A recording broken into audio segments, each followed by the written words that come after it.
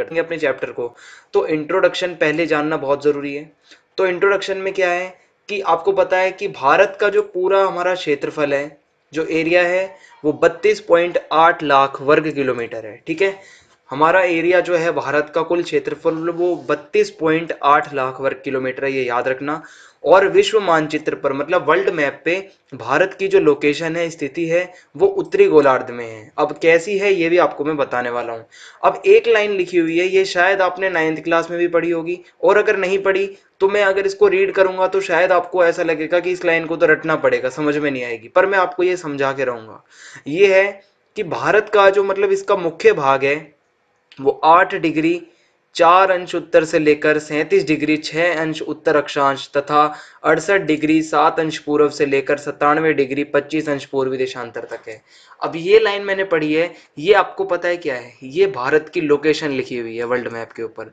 अब इसको कैसे हम सर्च मारेंगे, वर्ल्ड मैप पे कैसे देखेंगे, ये मैं आपको दिखाऊंगा। पहले तो सबसे पहले आइए वर्ल्ड मैप पे चलते हैं। तो आपके सामने वर्ल्ड मैप खुल गया है। आपको पता होना चाहिए कि जो हमारा पूरा ये वर्ल्ड मैप है, इसके अंदर जो लाइनें लेफ्ट से राइट जाती हैं, ठीक है, ये लाइन जहां मेरा मार्कर चल रहा है लेफ्ट से राइट जाती हैं, ये लाइनें, इनको हम कहते हैं अक्षांश, अक्षांश रेखाएं।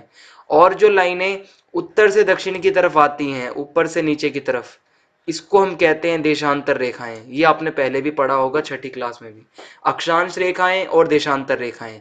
और आपको पता होगा कि जो ये बीच वाली रेखा होती है, ये जो 0 डिग्री की रेखा है, लाइन है, इसको हम कहते हैं भूमध्य रेखा, जो पूरी पृथ्वी को 2 बराबर भागों में बांटती है। ठीक है, अब इस भूमध्य रेखा के ऊपर के जो ऊपर के क्षेत्र हैं, उत्तर के साइड के क्षेत्र हैं, उसको हम कहते हैं उत्तरी गोलार्ध, शायद आपने सुना होगा। और जो दक्षिण के क्षेत्र हैं, इसको हम कहते हैं दक्षिणी गोलार्ध। ठीक है, तो उत्तरी गोलार्ध और दक्षिणी गोलार्ध, इन दो भागों में जो है पूरी दुनिया को ये लाइन बांट देती है। ठीक है, उत्तरी गोलार्ध और दक्षिणी गोलार्ध। अब हमने पढ़ा था भारत उत्तरी गोलार्ध में है, जैसा कि आप देख सकते हो, ये 0 डिग्री के ऊपर है भारत, ये हमारा भारत है। तो 0 डिग्री के ऊपर है मतलब ये उत्तर में है, उत्तर की साइड में, तो उत्तरी गोलार्ध में आता है, ये तो क्लियर हो गया होगा आपको। अब इसकी लोकेशन देखते हैं। मैंने आपको बता दिया अक्षांश वो रेखाएं होती हैं जो लेफ्ट से राइट आती हैं, जो आप देख सकते हो, और देशांतर ऊपर से नीचे आती हैं।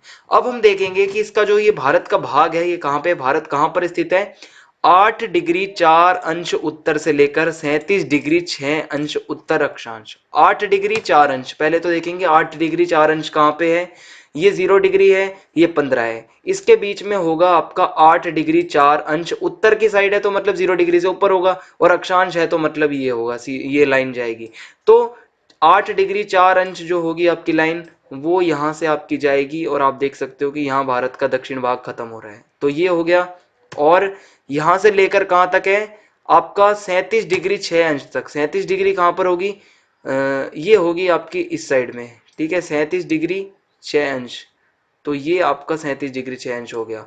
तो आप देख सकते हो अक्षांश के हिसाब से भारत इसके बीच में फिट हो जाएगा एकदम। ठीक है, आप देख सकते हो इस जगह को, ये 37 डिग्री 6 अंश से लेके, और ये 8 डिग्री 4 अंश, ये भी मैंने आपको दिखा दिया।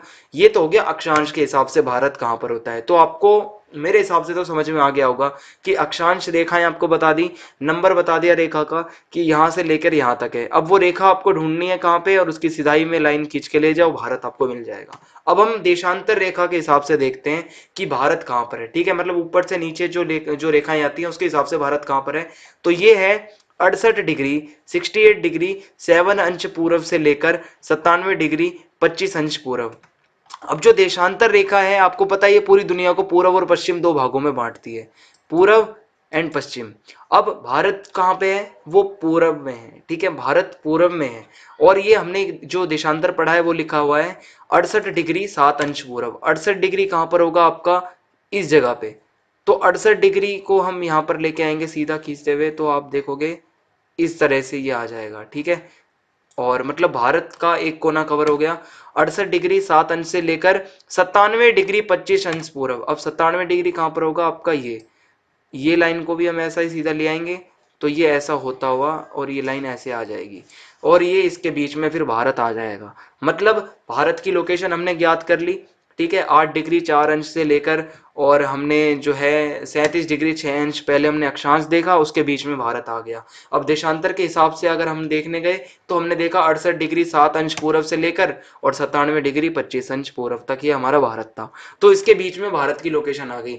अब आपको अगर कोई मैप पे बोलेगा कि भारत आपको ढूंढना है, तो आप इन लाइनों के अनुसार आराम से भारत को ढूंढ सकते हो। अगर आपको ना पता हो, सिर्फ आपको ये पता होगा ना ये कितने कितने डिग्री पर है, तो आप इसको लाइन को खींच के भी भारत उसके बीच में आ जाएगा। तो अब मैं मानता हूं कि आपको ये समझ में आ गया होगा। अब एक रेखा और होती है जिसको हम कहते हैं कर्क रेखा, शायद आपने सुना होगा 23.5 डिग्री की।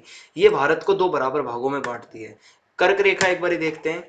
ये 23.5 डिग्री की ये रेखा जो डॉटेड आप देख सकते हो, डॉट डॉट वाली, ये 23.5 डिग्री की रेखा भारत को दो बराबर भागों में बांट देती है। ठीक है, कर्क रेखा जो आप ये देख सकते हो, तो ये है कर्क रेखा।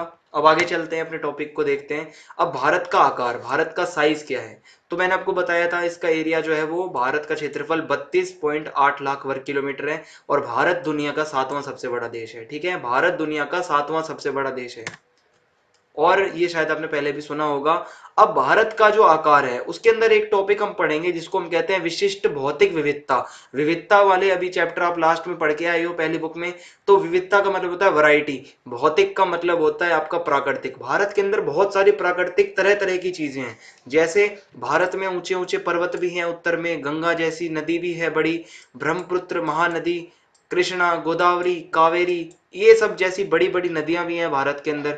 गंगा ब्रह्मपुत्र आपकी महानदी, कृष्णा गोदावरी कावेरी, ऐसी बड़ी बड़ी नदियां भी हैं भारत में। और वनों से ढकी हुई पहाड़ियां भी हैं हमारी, जंगलों से ढकी पहाड़, मतलब ये सब विविधता है हमारी, प्राकृतिक विविधता देखने को मिलती है भारत के अंदर। इतनी सारी वैरायटी है भारत के अंदर कि पहाड़ियां भी हैं, नदियां भी हैं, पर्वत भी हैं।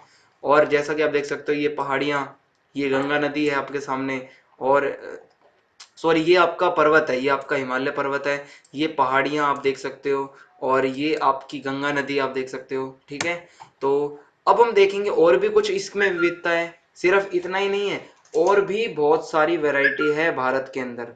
और वो वैरायटी क्या है, आइए हम देखते हैं। कि मरुस्थल भी है यहाँ पे भारत में, आपको पता है हमारे भारत में रेगिस्तान भी है, उत्तर में हिमालय भी है, और उत्तर पश्चिम साइड में अगर हम जाएंगे, ठीक है, उत्तर पश्चिम साइड अगर देखी जाए तो आपको मैं दिखा देता हूँ। ये हमारी, ये उत्तर हो जाएगा आपका नॉर्थ, और पश्चिम का मतलब ये, उत्तर पश्चिम मतलब ये इलाका।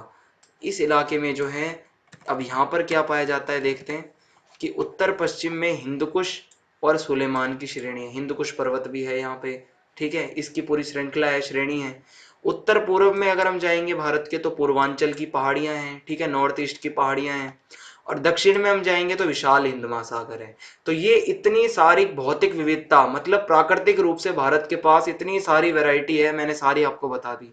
और ये जितना मैंने आपको बताया, ये क्या है, इस पूरे सीमांकित जो, मतलब ये पूरा बॉर्डर के अंदर जो ये इलाका जो जो मैंने बताया, मैंने आपको बताया, इस सीमांकित भौगोलिक, वृहत भौगोलिक इकाई, मतलब ये जो एक बहुत बड़ी एक भौगोलिक इकाई है, प्राकृतिक एक जो एक ये क्षेत्र है इतना बड़ा जो भारत के बारे में जो मैंने बताया, इस पूरे प्राकृतिक क्षेत्र को, एक पूरे इकाई को हम भारतीय उपमहाद्वीप कहते हैं। ठीक है, भारतीय उपमहाद्वीप किसे कहते हैं, इन सब चीजों से मिलकर क्या है, एक ये सीमांकित भौगोलिक वृहत भौगोलिक इकाई है। ठीक है, सीमांकित भौगोलिक वृहत भौगोलिक इकाई मतलब बहुत बड़ी, और एक बहुत बड़ा प्राकृतिक क्षेत्र है जिसको हम भारतीय उपमहाद्वीप के नाम से जानते हैं। और भारत के अंदर क्या क्या प्राकृतिक वैरायटीज हैं, विविधता है, वो भी मैंने आपको बताई। अब आप देख सकते हो कि ये आपका हिंद महासागर है। ठीक है, हिंद महासागर आप देख सकते हैं, और उसी के साथ में आप देखोगे यहाँ पर रेगिस्तान भी आप देख सकते हो। तो ये दोनों फोटो मैंने आपको बताई है ताकि आपको पता चले वैरायटी क्या क्या है भारत में।